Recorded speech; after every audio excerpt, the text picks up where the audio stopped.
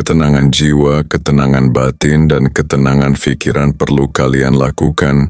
Tetapi jika semua itu belum kamu dapatkan, saya harap kamu harus mendapatkannya. Dan bagaimana Anda mendapatkan itu semua? Anda berada di posisi yang tepat. Dengarkan video ini. Mari kita rubah sifat yang ada di pikiranmu. Ayo kita mulai. Aku pernah melewati yang lebih berat dari ini, dan aku masih di sini. Atau, aku nggak sendiri, aku masih punya harapan. Kalimat-kalimat ini mungkin nggak menyelesaikan masalahmu sekarang, tapi dia bisa menenangkan. Dan kadang, itu yang paling kita butuhkan, ketenangan sebelum melangkah lagi. Kalau kamu masih merasa bahwa bersyukur itu klise, atau terlalu baik-baik saja, coba perhatikan satu hal. Orang yang paling tenang biasanya bukan yang paling banyak punya, tapi yang paling tahu bagaimana caranya menerima. Mereka yang bisa bilang terima kasih meskipun hidup sedang sulit, biasanya punya kekuatan batin yang lebih besar dari yang kita kira. Dan kekuatan itu bisa kamu bangun juga. Mulai dari hal kecil. Coba renungkan ini juga. Bagaimana kalau hidupmu sekarang, dengan segala kekurangannya, adalah jawaban dari doamu yang dulu? Kalau ternyata kamu pernah minta hidup seperti ini, tapi karena sibuk membandingkan, kamu lupa bahwa kamu sudah menerimanya? Jangan sampai kamu jadi orang yang punya segalanya, tapi nggak merasa punya apa-apa. Itu bukan karena hidupmu kurang, tapi karena kamu belum menyadarinya. Sekarang kamu tahu bahwa rasa cukup itu bukan soal jumlah, tapi soal kesadaran. Dan kesadaran itu muncul dari rasa syukur. Jadi mulai malam ini, bisikan satu kalimat syukur ke diri sendiri. Kalau belum bisa dengan suara, cukup dengan hati. Kalau belum bisa dari hati, cukup niatkan saja dulu. Karena itu juga sudah langkah pertama. Dan kalau 3 hari ke depan kamu melatih ini, mungkin kamu nggak langsung jadi orang yang paling bahagia, tapi kamu bisa jadi orang yang lebih damai. Dan dari kedamaian itu, hidupmu bisa mulai berubah. Poin ketiga. Tindakan akan terasa mudah. Ketika keinginanmu telah diterima oleh alam bawah sadar, pernah nggak kamu ngerasa kayak ada 2 suara di dalam dirimu? Yang satu bilang, ayo lakukan ini, kamu bisa. Tapi yang satu lagi, diam-diam nyelutuk. Ah, buat apa? Kamu kan gagal terus. Diameter tapi menusuk. Dan anehnya, yang kedua itu sering lebih dominan, ya? Mungkin kamu pernah semangat banget bikin target. Entah itu mau lebih sehat, lebih rajin, lebih percaya diri. Tapi pas hari-hari berjalan, yang terjadi malah sebaliknya. Mager, nunda, nyari alasan. Dan akhirnya, balik lagi ke kebiasaan lama. Kenapa bisa begitu? Seperti yang sempat kita singgung sebelumnya, kadang bukan keinginan kita yang kurang kuat, tapi karena keinginan itu belum diterima sepenuhnya oleh pikiran bawah sadar. Masih ada konflik diam-diam di dalam. Kita bilang, aku mau berubah. Tapi alam bawah sadar bilang, nggak usah, di sini aja lebih aman. Dan saat 2 dorongan ini berlawanan, tubuh jadi bingung. Akhirnya, diam. Mari kita lihat dari sisi yang lebih dalam. Sebagian besar dari kita tumbuh di lingkungan yang membentuk cara berpikir kita tanpa kita sadari. Kita terbiasa dengan suara orang tua, guru, orang dewasa, bahkan teman sebaya, yang mungkin niatnya baik, tapi kadang terekam dalam cara yang salah. Kalimat seperti, kamu tuh pemalas, atau jangan mimpi tinggi-tinggi, atau kamu tuh bukan tipe orang sukses.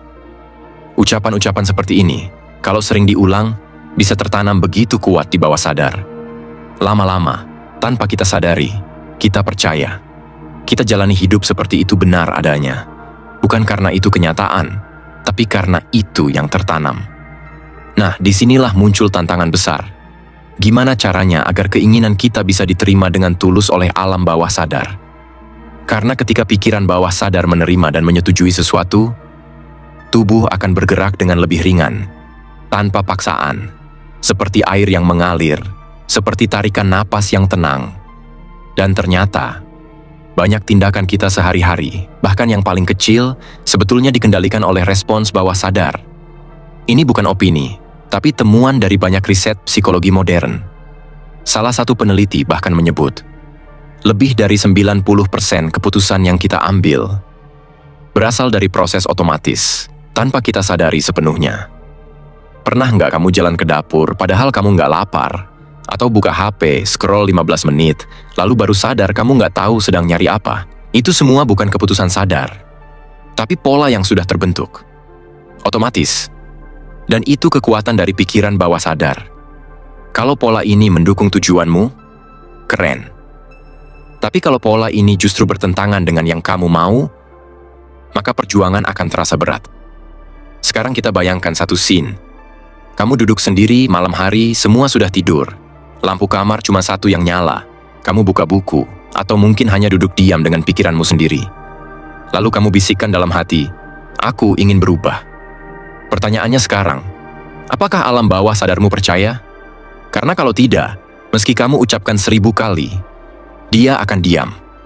Dan tubuhmu akan tetap memilih kebiasaan lama. Jadi apa yang bisa kita lakukan? Bukan dengan memaksa diri, tapi dengan memprogram ulang. Pelan-pelan. Dengan cara yang konsisten dan alami. Salah satu cara paling sederhana tapi efektif adalah afirmasi. Tapi bukan afirmasi yang asal sebut. Harus yang kamu rasakan. Harus yang masuk akal buat dirimu sekarang. Bukan aku kaya raya. Kalau sekarang kamu bahkan lagi kesulitan bayar tagihan. Tapi bisa mulai dari, aku sedang belajar mengelola uangku dengan lebih baik. Atau, setiap hari aku makin dekat dengan hidup yang aku inginkan. Ini penting, karena alam bawah sadar itu nggak suka yang dipaksa. Tapi dia merespon dengan baik pada pengulangan yang konsisten, jujur, dan realistis. Selain afirmasi, ada juga teknik visualisasi. Coba sebelum tidur, kamu bayangkan dengan detail. Seperti apa dirimu yang sudah berhasil. Tapi bukan cuma gambaran besar, bayangkan juga yang kecil-kecil. Apa yang kamu kenakan? Gimana rasanya bangun pagi dengan semangat? Suara apa yang kamu dengar? Apa yang kamu rasakan di dada? Ringan? Tenang? Semakin kamu bisa masuk ke dalam pengalaman itu, semakin kuat sinyalnya ke bawah sadar. Dan kalau itu diulang terus setiap hari, pelan-pelan tubuhmu mulai percaya. Tanpa kamu sadari, kamu akan mulai mengambil tindakan kecil yang mendukung gambaran itu. Ada yang bilang, ini terlalu spiritual. Tapi justru, psikologi modern banyak membahas ini dengan sangat rasional. Afirmasi dan visualisasi bisa mengaktifkan bagian otak yang disebut Reticular Activating System, sistem penyaring yang memfilter informasi. Ketika kamu fokus pada tujuan tertentu, sistem ini akan membantu kamu menemukan peluang yang sebelumnya terlewat. Bukan karena peluangnya baru muncul, tapi karena sekarang kamu siap melihatnya. Dan dari situ, tindakan pun terasa lebih alami. Tapi, tetap ada tantangan. Kita tetap manusia. Kita tetap punya trauma, keraguan, suara lama yang muncul sesekali. Kadang kita merasa maju 1 langkah, lalu mundur 2 langkah. Dan itu wajar. Perubahan yang mendalam gak pernah instan. Tapi selama kamu sadar arahmu kemana, dan kamu punya niat untuk memprogram ulang pikiranmu, proses itu akan bergerak. Walau pelan, tapi pasti. Yang penting bukan kesempurnaan, tapi kesadaran.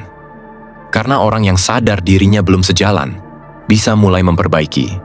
Tapi orang yang tidak sadar, akan terus merasa bahwa inilah aku dan gak pernah berubah. Kalau kamu ngerasa ada kebiasaan yang sulit dihentikan, itu bukan karena kamu lemah, tapi karena bawah sadarmu belum setuju untuk mengubahnya. Dan itu bisa diprogram ulang. Lewat dialog yang jujur sama diri sendiri. Lewat niat yang diulang. Lewat kesabaran. Dan terutama, lewat kasih pada diri sendiri. Bayangkan, bagaimana hidupmu jika tindakan-tindakan yang sekarang terasa berat, jadi terasa ringan. Bukan karena bebannya hilang, tapi karena kamu sudah selaras. Antara pikiranmu dan perasaanmu. Antara yang kamu ucapkan dan yang kamu percayai. Mungkin kamu akan lebih tenang, lebih percaya diri, lebih konsisten, dan hidup akan berubah. Bukan karena dunia berubah, tapi karena dirimu yang berubah duluan. Jadi mulai sekarang, kamu bisa tanya pelan-pelan ke diri sendiri. Apakah keinginanku ini sudah aku izinkan untuk diterima? Apakah aku sudah berdamai dengan keyakinan lama yang menahan? Kalau belum, nggak apa-apa. Kamu bisa mulai hari ini. Tulis 1 kalimat. Ucapkan perlahan. Bayangkan rasanya. dan ulangi. Setiap hari. Karena seperti tubuh yang butuh latihan, pikiran juga butuh kebiasaan baru. Dan kalau kamu mau melatihnya, perubahan yang tadinya terasa jauh bisa jadi terasa lebih dekat. Poin keempat, renungkan setiap hari seolah-olah semuanya memang sudah terjadi. Bayangkan kamu bangun pagi ini, lalu duduk sebentar di pinggir tempat tidur. Udara belum panas, matahari masih malu-malu. Dan sebelum kamu menyentuh ponsel atau tergesa-gesa ke rutinitas, kamu pejamkan mata, lalu kamu tanya satu hal ke dirimu sendiri. Kalau hari ini semua yang aku impikan sudah tercapai, aku mau hidup seperti apa? Pertanyaan ini sederhana. Tapi kalau kamu jawab dengan jujur, bukan cuma dengan logika, tapi juga dengan rasa, kamu mungkin akan diam. Karena kamu sadar, sebagian dari dirimu ternyata belum benar-benar percaya bahwa mimpi itu bisa jadi kenyataan. Bukan karena kamu tidak mampu, tapi karena selama ini kamu terbiasa hidup dari tempat kekurangan, bukan dari tempat kepastian. Seperti yang kita bahas di poin sebelumnya, keinginan itu akan terasa ringan kalau sudah selaras dengan alam bawah sadar. Tapi sekarang pertanyaannya, bagaimana caranya supaya kesadaran itu bisa tumbuh dan tertanam dalam? Salah satu jawabannya adalah dengan membiasakan diri merenungkan hidup seolah-olah semua yang kamu inginkan sudah terjadi. Bukan untuk menipu diri sendiri, tapi untuk melatih tubuh, emosi, dan pikiran agar mereka terbiasa hidup dalam versi terbaik dari dirimu. Versi yang tenang, bukan panik. Versi yang tahu arah, bukan bingung. Versi yang berjalan dengan keyakinan, bukan hanya berdasarkan ketakutan. Tapi mari kita jujur juga, biasanya kalau kita mulai membayangkan sesuatu yang baik, entah itu keberhasilan, cinta yang sehat, hidup yang bebas secara finansial, atau ketenangan batin, suka ada suara kecil di kepala yang muncul diam-diam dan bilang, "Iya sih, tapi jangan terlalu berharap deh." Suara itu bukan musuh, tapi bisa jadi itu suara dari masa lalu. Suara pengalaman lama. Suara dari orang-orang yang dulu pernah kecewa dan akhirnya mewariskan pesimisme sebagai bentuk perlindungan. Dan karena terlalu sering kita dengar, kita mulai menganggapnya sebagai realitas. Padahal, itu hanya kebiasaan berpikir. Di sini pentingnya renungan harian. Bukan sekadar memikirkan keinginan, tapi hidup dalam energi seolah semuanya sudah tercapai. Apa maksudnya? Misalnya kamu sedang membangun usaha, atau sedang menabung buat pendidikan. Daripada setiap hari kamu fokus pada kekurangannya, masih kurang modal, masih jauh targetnya. Coba kamu mulai hari dengan membayangkan, bagaimana aku akan bekerja hari ini? Kalau aku tahu pasti tujuan ini akan tercapai. Mungkin kamu akan lebih tenang, lebih efisien, tidak buru-buru membandingkan dengan orang lain. Karena kamu sudah merasa cukup, bukan dalam hal hasil, tapi dalam hal arah. Dan rasa cukup ini bisa memberi kekuatan luar biasa.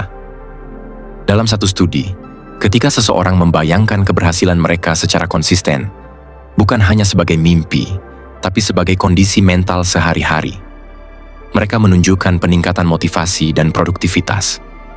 Alasannya, karena otak kita tidak bisa sepenuhnya membedakan antara pengalaman nyata dan pengalaman yang divisualisasikan dengan kuat. Jadi kalau kamu setiap hari membiasakan diri untuk hidup dalam skenario terbaikmu, maka seluruh sistem tubuh, emosi, bahkan cara kamu memutuskan sesuatu mulai berubah. Bukan karena kamu tiba-tiba jadi hebat, tapi karena kamu mulai terbiasa merasa layak. Dan rasa layak itu penting banget. Coba jujur sekarang. Pernah nggak kamu merasa tidak nyaman saat membayangkan hal-hal besar terjadi dalam hidupmu? Seolah-olah ada rasa bersalah, atau rasa takut gagal, takut nggak bisa mempertahankan, atau bahkan takut kehilangan setelah punya.